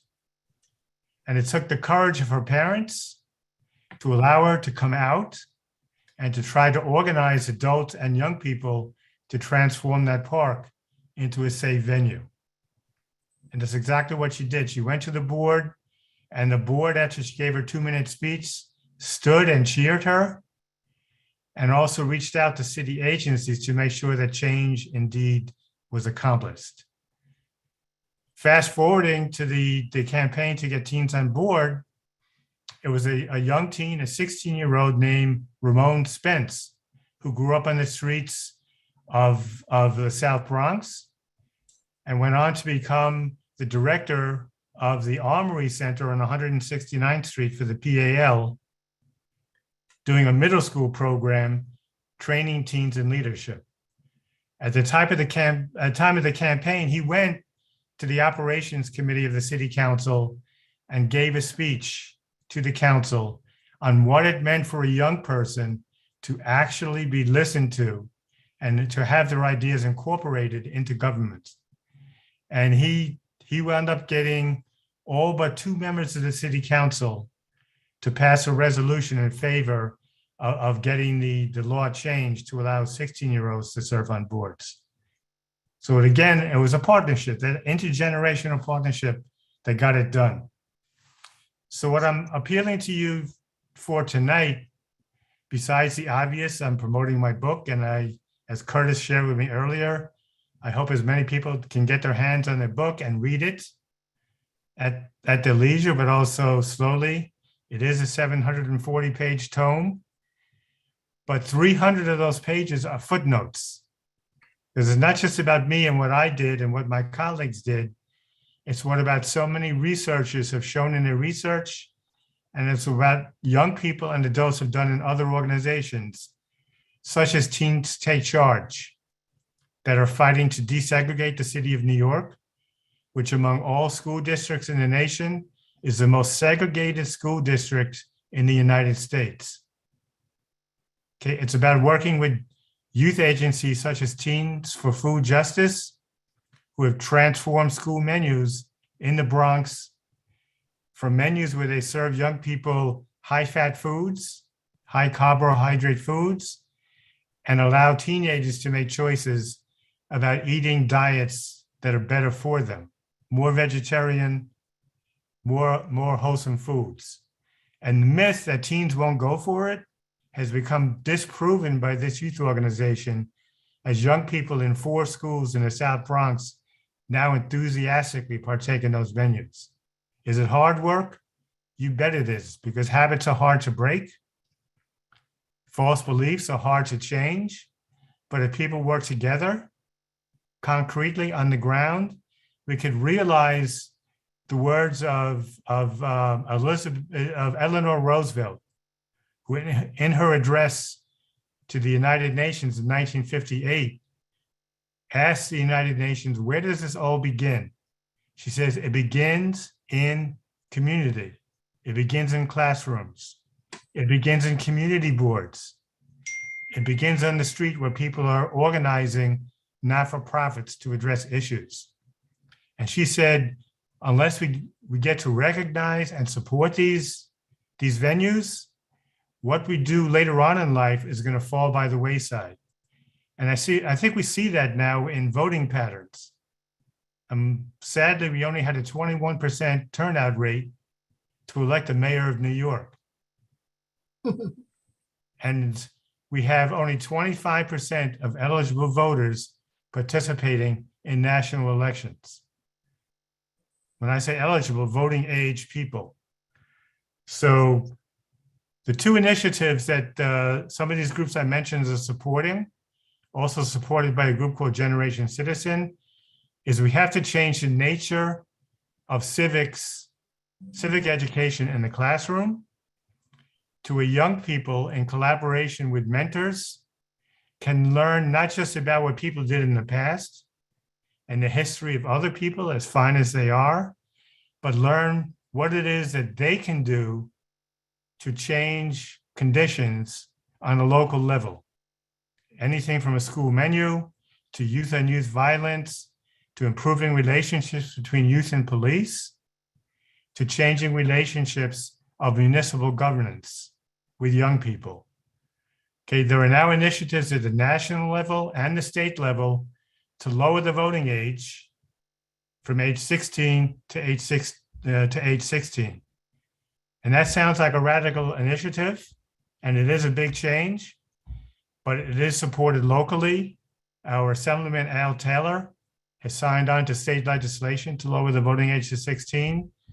And Nancy Pelosi, who is Speaker of the House of Representatives, supports lowering the voting age to 16. We presently have 125 members in the House, Democrats, of course, who have signed on to that legislation. Will it happen today?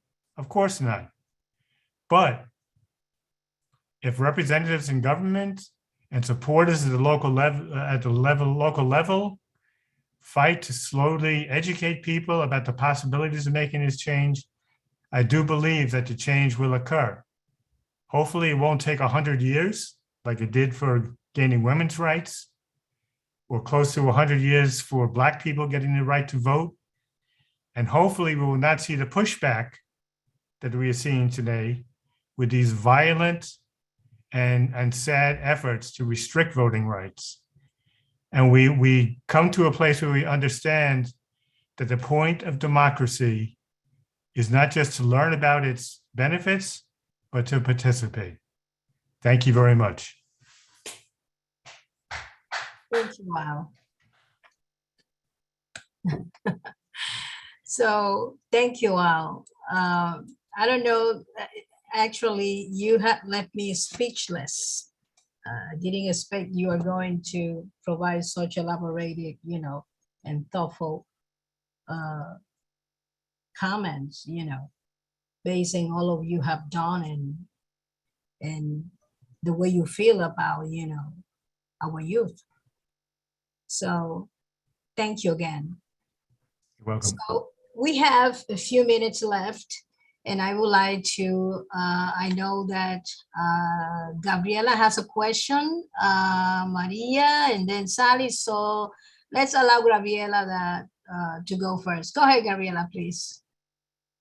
Thank you. It's not really a question. It's just to express, right, my gratitude to Al and everything that he represents. To me, you are a living legend. That's how I can say the least about, all the contributions that you have given us to our community, our youth. And I am very humble, right, to at least have been being part of that effort many years ago. And I am very proud that you are part of our community, that we are, part of your book and your memories. And, all I can say is thank you all so much. When your name is mentioned, Al Carlin, I think it's a little more than the 700 some pages that your book has. So I just wanted to have it on the record that I am very proud to know you and to call you my friend. So congratulations, and congratulations to our community to have somebody like you. Okay. And I want to reiterate congratulations to our community.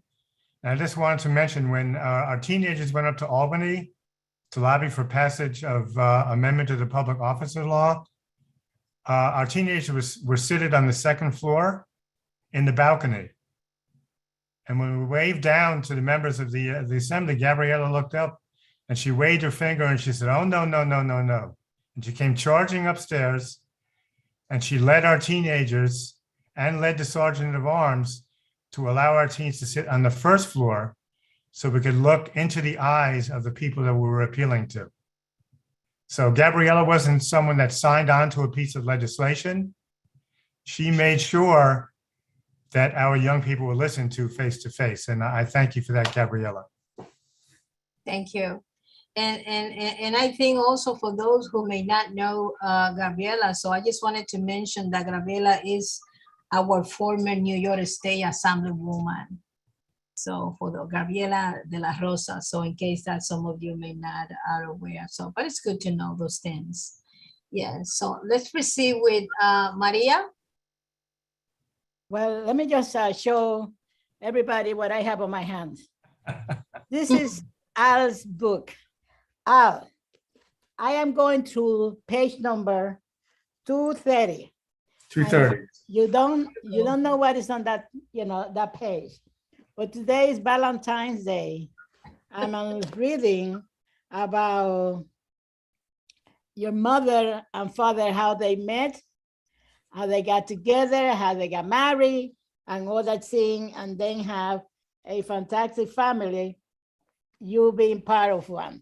So I'm doing it slowly because, I had to go back and forth and trying to remember. And, it's very special when you mention us, the Lunas and things like that.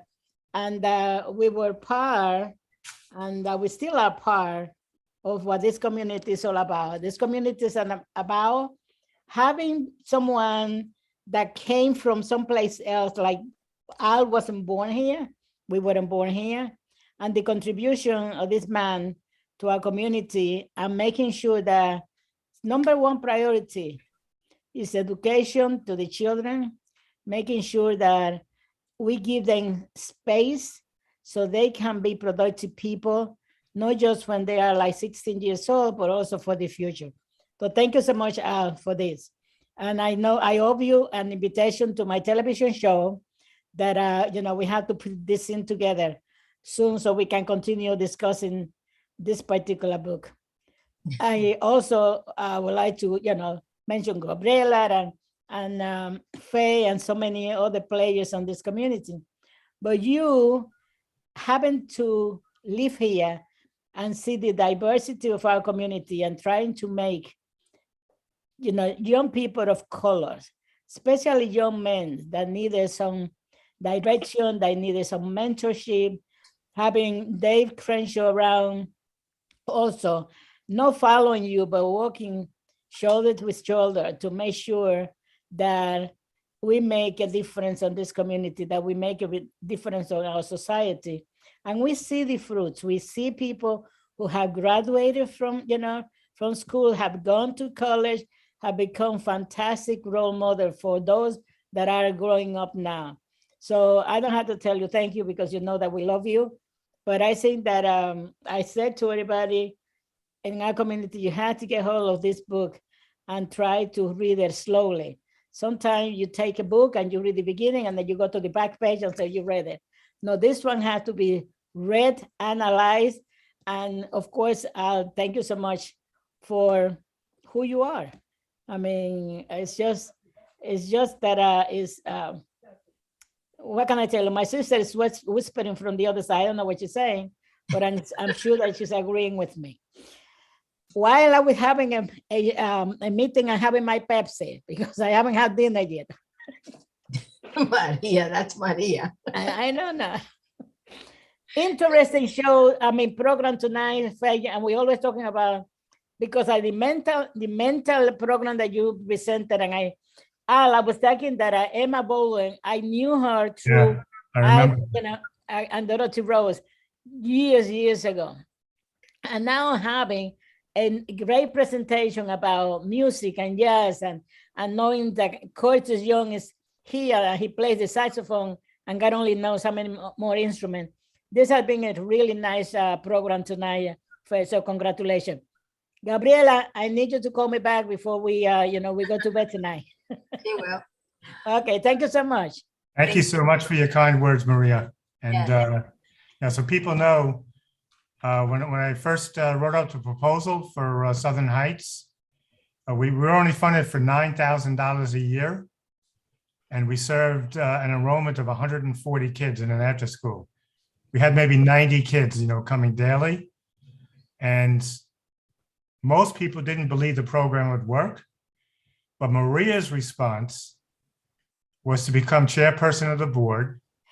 And Juana's response was to become secretary of the board. And as crazy as I was going, because I was working a full-time job in Queens still, you know, 8 o'clock to 2 o'clock, I would do that full-time job in Rego Park, jump on the subway and get up to PS 128 by 3 o'clock and work till 10 o'clock.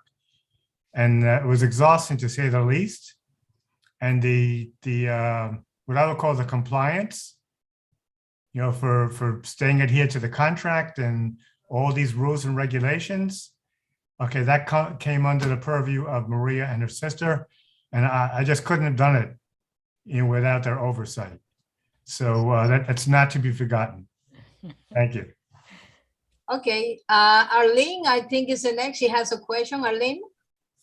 Oh yeah, I have a thank you, a comment, and a question.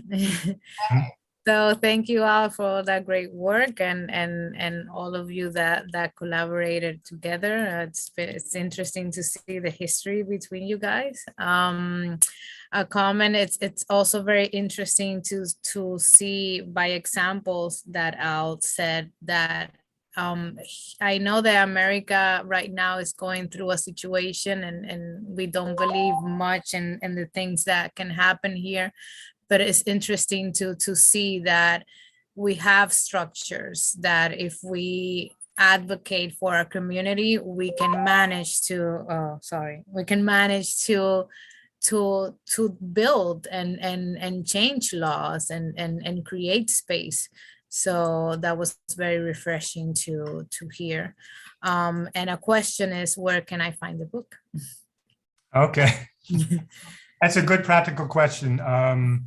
There are several different platforms. The primary platform is done with I self-published the book. So it's done with a company that's called BookBaby Bookshop. And if you go on any of these platforms, you have to, when they do the search engine, you got to use Alfred H. Kurland. A lot of people know me as Al Kurland like forever, but if you put in Al Kurland, you won't find the book. It's Alfred H. Kurland. It could be with BookBaby, but it's also on the platforms for Amazon books and also Barnes and Noble. Yes. And I also had one suggestion for the people for the jazzpower.org. And I just thought of it 2 seconds ago, so I haven't flushed it out. But I know that I saw a program where they had police officers and young people playing musical instruments together and composing their own short pieces. So it was a way of using music to bond police officers with young people. Yep. So maybe that's something to incorporate into your program. And it could be police officers, but it might be, you know, people working for other city agencies where they have the common interest of the music that brings them together. But at the same time, they're improving relationships, you know, between young people and the agencies that the adults serve. That's great. That's great. That's lovely. Thank you. Thank you, Al. This is a great suggestion. Actually, when we used to be a PAL, there was a band that they had youth and police officer playing. I don't know if they're still around, but I saw that. It was really wonderful to see young people playing with police officers as well. Yes. Yeah, I'll reach out to them and I'll get back to you on that. That would be, no, you introduced me to that band a few years ago, but I'm wondering if they are still around. But I think it was wonderful to see young people and police officer, you know, playing together. So if you come to the our next council meeting, I'll give you the information. It's going to be February 24th, and it's going to be in person. Oh, very good. Okay. Love that. All right. So Sally, I think it's Sally. I don't know if she has a little. Sally, you have a question? Yeah, just quickly, Al, I'm honored to be in your presence, even if it's only by Zoom. You have taught me a great deal. Many of those lessons translated to me by Coach Dave. But the work that you've done is just, our community is so much the better for it. And I guess adding to the question of where to get the book, any book signings or book talks scheduled. And if you do decide to do sort of like a little book tour, I hear a lot about your work in the Heights, and Inwood is also desperate to hear the wisdom of Al Curlin. So we'd be happy to host something up here as well. But I really just want to say my heartfelt thanks for everything you've taught me. And to Gabriella, to Faye, to Maria, and everybody else who have built this amazing community. I just see, especially the times that we've gone through recently, you guys, brought hope, you're bringing hope. And it's something that makes me smile at night when I think about everything you've done. So thank you for having something to look forward to, and especially for all the things you've taught me and other people that are working with community. That was nice of you. Thank you. Okay. But thank you so much, and thank you for acknowledging Coach Dave. When I met him, he was barely out of high school himself, and he was already a mentor to me because he was he knew the streets, and he had the uncanny ability of what he calls turning scrubs into stars. People in trouble became productive leaders. Yeah, and no, it's amazing. I am in the process of working with the Word Up bookstore, doing a signing there. But maybe I'll get in touch with you, and maybe we could figure out another location in Inwood. Yeah, there are a couple locations I'm thinking of, and they would welcome you with open arms. Okay, thank you. Yep. All right. Well, Al, I think that all that I can probably come up with for now is that you have definitely insert your fingerprints in this community. I think that book definitely would be your fingerprints. And I know that, or I can only imagine, the writing a book, especially for 740 plus pages, is not an easy task, but you did it. And you definitely should be proud of yourself, as we are very proud of yourself, and, have the pleasure to, continue working with you and call you, our Cali. So we all very proud of you. And working with you for me has been, a tremendous pleasure.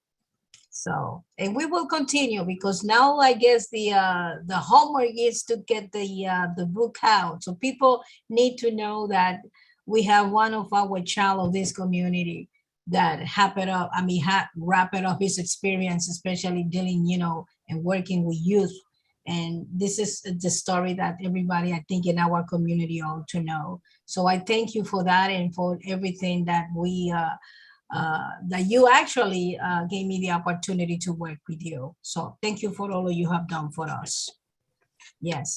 So now, and before we exit our meeting, I wanted to acknowledge Jim Little. Mr. Little is the, I believe that he is the, first of all, I believe he's with us, and he is the director of the he's the director of operation of the Upper Manhattan Mental Health Center, meaning that he also part of the presentation that we just witnessed with Constantine, and also with Matthew. So Jim, do you want to say hello to the committee?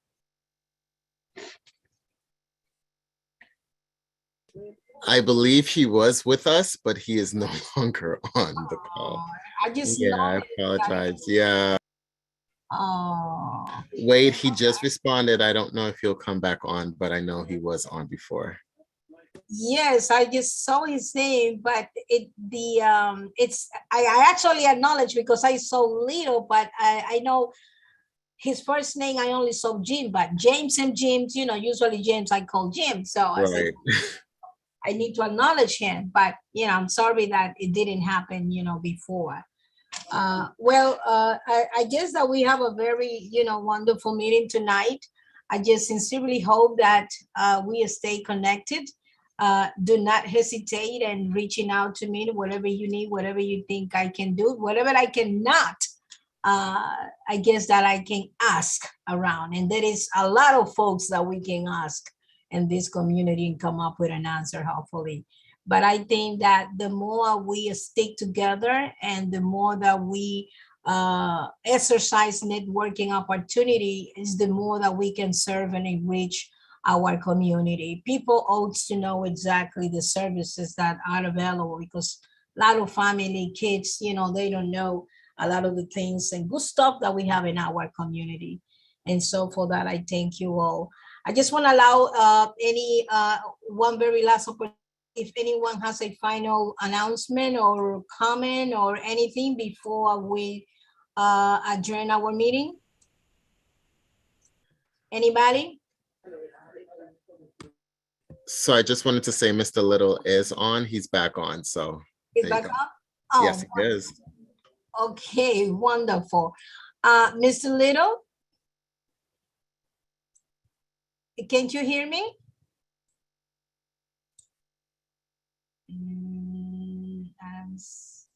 Okay. Jim?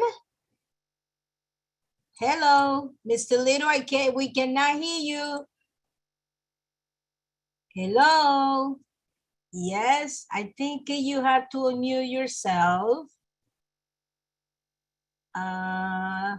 Just go and unmute yourself if it's possible, Mr. Little.